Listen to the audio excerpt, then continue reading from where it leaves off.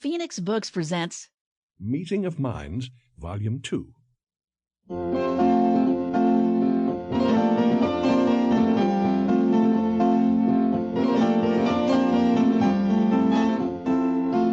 Welcome to Meeting of Minds, starring from 18th century France, Queen Marie Antoinette, from 16th century England, Sir Thomas More, from 19th century Germany, Dr. Karl Marx, and from 19th century America, President Ulysses S. Grant.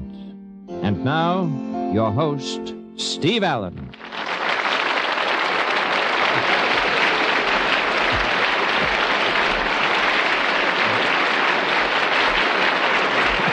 Thank you. Thank you very much. Hello and welcome once again to, that's right, Meeting of Minds.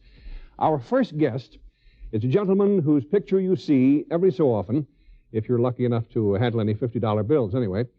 And his story is fascinating. At the age of 32, he was a failure. He had resigned from the United States Army after being reprimanded at a fight with his superiors. Then he failed at farming, failed at selling real estate, and at clerking in a customs house. So the question is, how did he move from these serious difficulties to become president of the United States? It's a good question. I'm sure he'll be able to answer it this evening. Ladies and gentlemen, former President Ulysses S. Grant. Good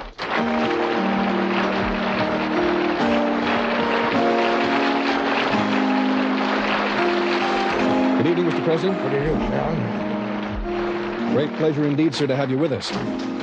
My pleasure. I see, sir, that you chose to dress as General Grant rather than in civilian attire. Yes, I always saw myself as a military man rather than as a politician. I see.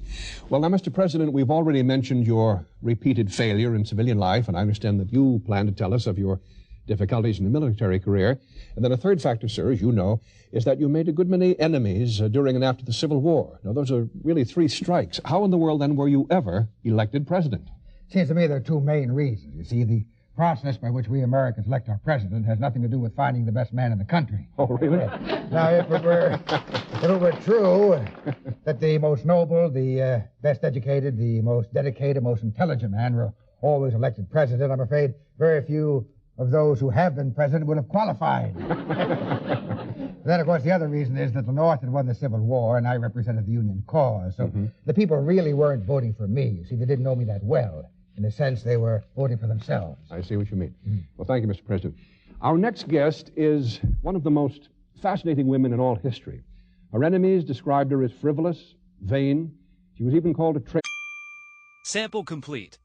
Ready to continue?